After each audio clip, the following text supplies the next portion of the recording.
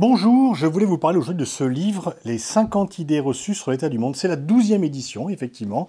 Ce livre marche bien, on le réédite un peu chaque année en le modifiant. Il y a des idées reçues qui sont balayées et d'autres qui viennent à la lumière. Alors, une idée reçue, c'est pas une fake news. Une fake news, il y a une volonté vraiment de désinformer, une volonté de tromper les gens.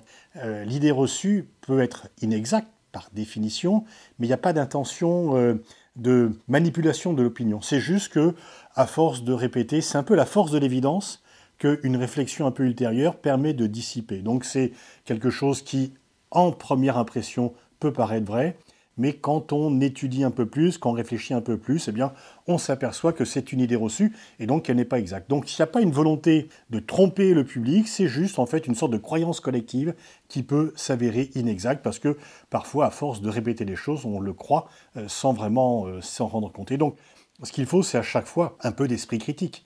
C'est effectivement ne pas se contenter de la première impression, ne pas se contenter de ce que l'on dit de façon qui paraît évidente. Rien n'est évident, il faut toujours réfléchir, essayer un peu de pousser un peu plus loin le sens critique par rapport à cela. Alors, parmi les 50 idées reçues, il y en a une qui s'est imposée de nouveau cette année, c'est le Covid-19 a changé le monde. Alors, à la fois, oui, bien sûr. On s'est tous arrêtés, plus personne ne bougeait, les avions sont à l'arrêt, il y a le confinement dans de nombreux pays, il y a des pays dans lesquels on ne peut plus aller, il y a beaucoup de difficultés matérielles, et on peut dire que la mondialisation a été en panne. Mais en même temps, est-ce que ça a vraiment complètement changé le monde? Je pense que non, pas tout à fait. En fait, que le Covid-19 est venu amplifier des tendances géostratégiques existantes, mais qu'il n'en a pas créé de nouvelles. La mondialisation ne va pas prendre fin. Elle est en panne, oui, elle est en panne, mais elle va reprendre, peut-être de façon un peu plus régulée, il faut le souhaiter, de façon un peu plus mesurée, mais le monde ne va pas fermer ses frontières de façon éternelle. Un jour ou l'autre, la Chine va rouvrir ses frontières.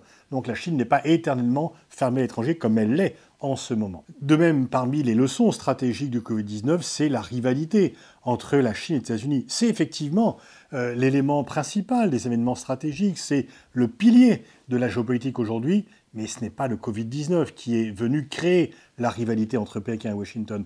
Celle-ci existait déjà, mais elle était amplifiée, cristallisée par le Covid-19, parce que Trump a voulu un bouc émissaire, parce que Chinois et Américains se sont rejetés mutuellement la responsabilité, que l'élection est passée par là, et donc finalement le Covid-19 a été un accélérateur de la rivalité sino-américaine, elle ne l'a pas créée. De même qu'il y a une crise du multilatéralisme, une remise en cause des institutions internationales, dont d'ailleurs l'OMS, l'Organisation mondiale de la santé, mais là encore, malheureusement, rien de neuf sous le soleil. C'est justement parce que le multilatéralisme n'est pas réellement effectif qu'on a peut-être loupé quelques étapes dans la lutte contre le Covid-19, mais ce n'est pas le Covid-19 qui est venu ébranler le système multilatéral, celui-ci était déjà en souffrance. Ce qui a pu changer, par contre, c'est l'Europe. L'Europe qui, dans un premier temps, a réagi en ordre dispersé et qui s'est mis en ordre de bataille, le plan de relance, la politique de vaccination, l'achat global de vaccins.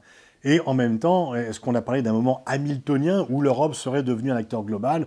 On voit bien quand même toujours aujourd'hui que, par exemple, le sommet entre Russes et Américains sans l'Europe montre que, malgré le Covid-19, l'Europe a peut-être un peu progressé dans son action, mais qu'elle n'est pas devenue l'acteur global. Donc en fait, le Covid-19 a été un choc sanitaire, un choc psychologique, un choc social, sociétal, économique, mais elle n'a pas complètement bouleversé le monde. Le monde d'après Covid-19 n'est pas totalement différent. Il n'y a pas de facteurs géopolitiques nouveaux qui ont été créés par le Covid-19. Le Covid-19 est venu simplement amplifier des facteurs qui existaient déjà.